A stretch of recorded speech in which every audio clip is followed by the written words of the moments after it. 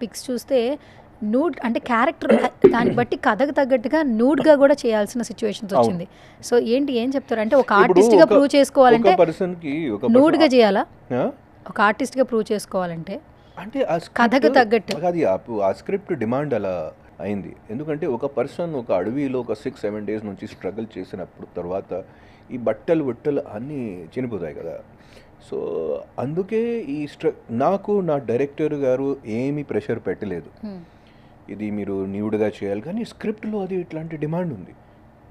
So ఒక person one with nature, ఒక మనిషి ఆది కాలంలో ఎలా ఉంటారు, సో ఆ కాలంలో అలా మనం చూపించడానికి ఒక పర్సన్కి, so that was there in the script అండి. నేను చెప్పాను సార్ మీరు ఇట్లాంటి కాంప్రమైజ్ చేయకండి, నేను చేస్తా, మీరు ఆర్టిస్టిక్గా పోయిటిక్గా ఇది చేయండి, బ్యూటిఫుల్గా ఆర్టిస్టిక్గా మీరు. సో ఒక పెయింటింగ్ లాంటి ఫ్రేమ్ ఉంది అది.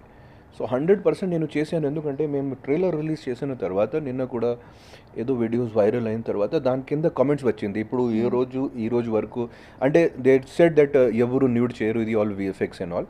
కాదు, that is not VFX and it is not at all VFX అండి, నేనే చేశాను. సో అది ఇంకోటి, సో అది ఆర్టిస్ట్ హ్యాస్ టు డూ. ఒక స్క్రిప్ట్లో ఇట్లాంటివి ఉన్నప్పుడు తర్వాత దాంట్లో ఏమి అంటే we are not doing any vulgar scene కదా.